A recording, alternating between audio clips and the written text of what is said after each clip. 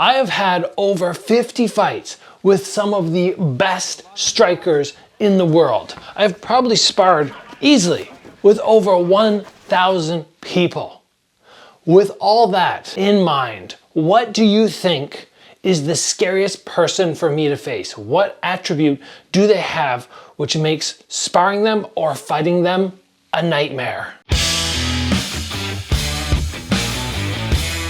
Okay, when I've been on the opposite side of a dangerous opponent, whether it be in sparring or a fight, there is one thing in particular that I find the most intimidating. And many of you might be going through right now, what is it gonna be? What is it gonna be? They're crazy fast maybe.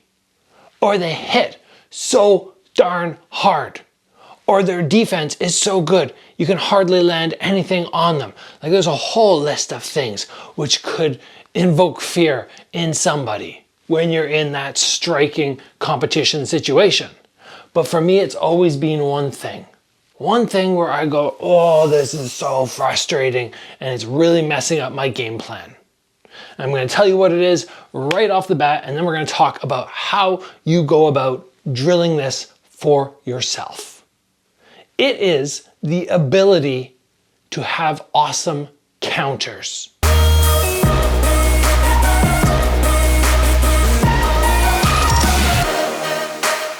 And I'll explain why right now. Usually for me, I'm able to match people's speed. Even if they're a little faster, I'm darn close. I might not be the hardest striker in the world, but I'm not somebody where, they throw a 10 out of 10 and I'm down at a 5 out of 10. I'm able to match people on most things. Therefore, I'm not scared to go head to head with them. I'm not scared to be tactical with them.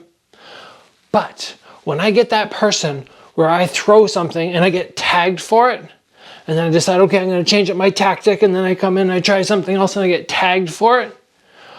Oh, it's so frustrating. And what it does to you is it takes away your confidence to start intelligently leading the dance, so to say. You're instead of waiting back here and you're kind of gun shy to get those attacks going because you know there's a good chance you're going to get countered.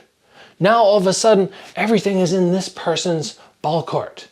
They get to lead when they want, and they have that ability when you decide to lead to crack you. So they're always landing. Now I have sparred very few people who can actually use these really well against me, but when you get counters going, oh my gosh, it is a nightmare. A darn nightmare. And I had one person in particular that I sparred years ago. He was an Irish boxing champion, world champion actually, in the amateurs as a youth for 3 years in a row. And then he was something like 22 when I sparred him, and he was just making the transition to pro. And man, it was a nightmare. Every time I threw something, I got hit and hit and hit. What did I end up doing against him? Which really worked well for me.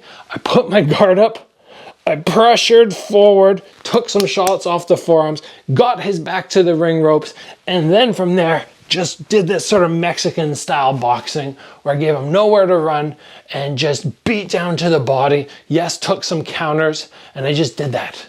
Right from the beginning of every round, I think past the first two, because the first two, he was lighting me up.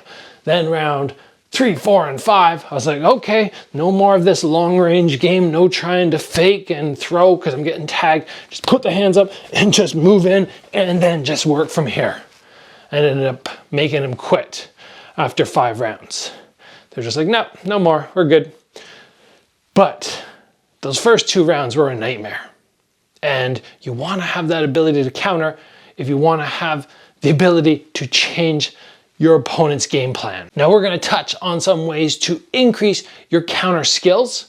But if you finish this episode and you're going, whoa, I want to know so much more about this, you want to look to my assault training program at Strike Ready. Fortunately for you, the regular pricing is $149.99, and right now we have a special on for, I think it's $179. You get my offense course, my defense course, my takedown course, my movement course, and my newest Edge training program, which features 36 1-hour follow-along training sessions. That's all down there. Now let me grab Bob here, and we are going to talk about some great ways to get those counters going. So the first thing that you have to recognize in yourself is what type of defense do you like? If you are somebody who keeps your hands down here, you're not going to train blocking and countering back. You're going to be working on, okay, I'm slipping and countering, or I'm pulling back and countering. You're doing that type of stuff. Me, I'm not a big fan of having my hands down low. I prefer to mitigate damage to my head, so I keep my hands up. That's just me personally. If you're this type of person, you have to have somebody hitting you and then responding as quick as you possibly can. And bear in mind that taking a shot like boom and then go is so different than ba-bam, bam.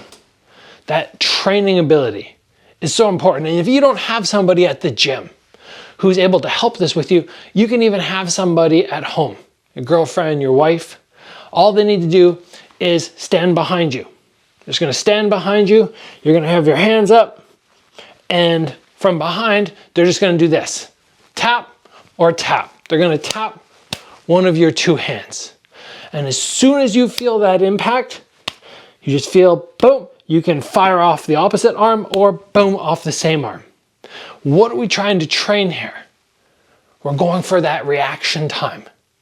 The ability to feel the contact and then explode in. Now, even better, somebody would be doing this from the front with a pad, because then obviously what you get to do is you actually get to react by stiffening up the arm like you're about to get hit. Boom, you lock that arm, and then you have to work on relaxing the arm and firing in quickly. But for a starting point, somebody behind you who can just tap you and ba-boom, ba-boom, and do that, oh, that's a great starting point. Now, one of the drills that I have taught you, I believe it was in my defense course, but I've talked about it in the channel as well numerous times, is head off the center line. Head off the center line. When you can start getting head off the center line and punching at the same time, you can make somebody get super punished for attacking. Now, I like this one more than just having my hands down and trying to worry about evasion, because this one can be hands up. I drop my head as they throw. If you throw a jab, a left jab at me, and I drop my head, it whizzes by. At the same time, I throw my own jab. Now as they move forward to go on the attack, boom, you've countered them. And then from there, you can finish off your counter sequence and really punish them. How do we go about training this one? We have somebody in front of us, and they just go palm to the forehead or palm to the forehead. They can just start at this speed. And you just go, oh, they're throwing the left hand, I slip to the right.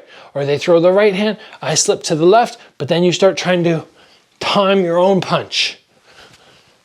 And it could be a different style. It could be a hook or an overhand as you get that head off the center line, but just as easy it can be a straight punch. The only one that I wouldn't be doing is an uppercut head off the center line. That makes zero sense. I can't drop my head and throw this effectively, and I could slip and then counter, but that's not the same time counter. So hook, overhand, or straight punch with that head off the center line, and you let the other person lead. And it's the exact same as countering, except instead of this time blocking and hitting, we're hitting as they attack. They miss and we strike them. To me, there is very little more terrifying than knowing every time I go to attack, I'm at risk of getting cracked. The person can be big. They can be strong. They can step in and try to launch big punches at me, but with my hands up, in here I'm shelled. I'm protected. I'm usually very fearless. Don't care. As soon as you go to throw a punch, you expose yourself in some way.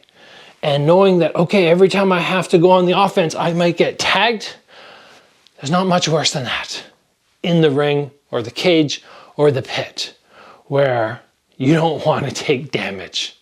So understand this, train it as best you can, and if you can bring it into your fight game, people are going to be trembling across from you.